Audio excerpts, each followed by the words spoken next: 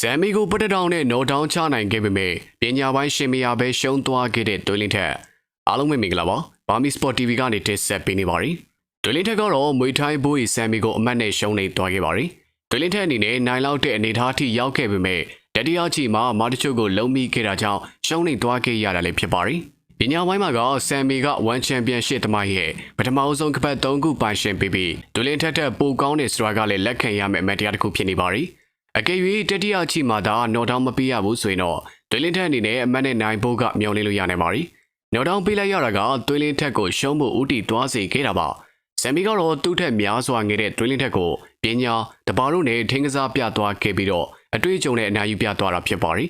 အသက်40နှစ်ရွယ်ဆိုပေမဲ့3ကြိမ်လုံးတက်လုံအပြည့်နဲ့ကစားသွားတဲ့ပြင်တွင်လင်းထက်တက်တောင်မှာပိုတွက်နေတဲ့ဆမ်မီကိုလက်ခုပ်တီးပေးရမှာပါပထမချီမှာပြန်လည်ခြေကန်ချက်တွေနဲ့အကွာဝေးဆန့်တက်ရင်နေဆန်းခန်းပြုတ်ခဲ့ကြပါရီတွင်လင်းထက်ကဆမ်မီကိုရှင်နေပုံရပြီးတော့ခြေထွက်လက်ထွက်သိမ့်မရှိဘူးဖြစ်နေပါရီအောက်ခြေခက်ရင်ကကြတက်တာကလည်းမြန်မာဖိုက်တာတွေရဲ့အားနည်းချက်ဖြစ်နေပါရီပထမချီမှာကတိတ်ပြီးတော့ကွာဟာခြင်းမရှိပါဘူးဒုတိယချီမှာတော့ဆမ်မီကတွင်လင်းထက်ကိုချောင်းပိတ်ထိုးဖို့လက်ချောင်းရင်းနဲ့ကောင်တာပတ်တက်တောင်မီပြီးတော့ပြဲလဲသွားခဲ့ပါရီ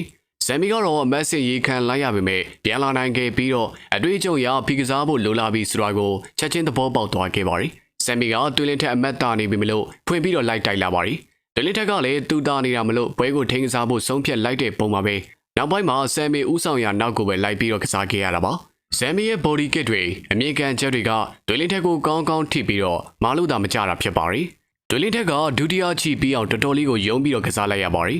ဒါပေမဲ့ဒီထိတွင်လင်းထက်ကအမတ်တာနေတယ်လို့ယူဆလို့ရနိုင်ပါရီတတိယချီမှာတော့တွင်လင်းထက်ကထိန်းကစားမဲ့စားဖွင့်ထိုးဖို့ကြိုးစားလာခဲ့ပါရီဒါကဆမ်မီရဲ့အကြိုက်ဖြစ်သွားခဲ့တာပါတွင်လင်းထက်ကတိုက်ခွက်တစ်ခုကိုထုတ်တိုင်းမှာဟာခွက်တွေကပေါ်ပေါ်လာနေပါရီဒီလိုနဲ့ပဲတွင်လင်းထက်အောက်ခြေအခန်းမှာဂက်လုပြီးတော့ဆမ်မီရဲ့ဘဲလက်တီအပိုင်ကိုမြည်လိုက်ရတာပါအမက်ဆီရေခံလိုက်ရပြီးတဲ့နောက်မှာတော့ဒီရဲ့ပွဲကိုတွင်လင်းထက်ရှုံးဖို့ကဒေဂျာတလောက်ကိုဖြစ်သွားခဲ့ပါပြီတကယ်လည်းအမက်နဲ့ဆုံးဖြတ်တဲ့နေရာမှာတော့ဆမ်မီကပဲနိုင်ရရှိသွားခဲ့တာဖြစ်ပါရီဒီရဲ့ပွဲကဝါနုဝါရဲ့ပတ်မြဖြစ်သွားခဲ့တဲ့ပွဲလို့ဆိုရပါလိမ့်မယ်ဘာပဲပြောပါတွင်လင်းထက်အတွက်ကလည်းအရှုံးမရှိတဲ့ပွဲစဉ်မျိုးပါနိုင်လောက်တဲ့ဖိုက်တာနဲ့တွေ့ပြီးနိုင်နေတာကဘာမှလုပ်လို့မရပါဘူးအခုလိုမျိုးမွေထိုင်းကနေဝင်နဲ့တွေ့တာကသူ့ကိုအများကြီးပညာရစေမှာပါ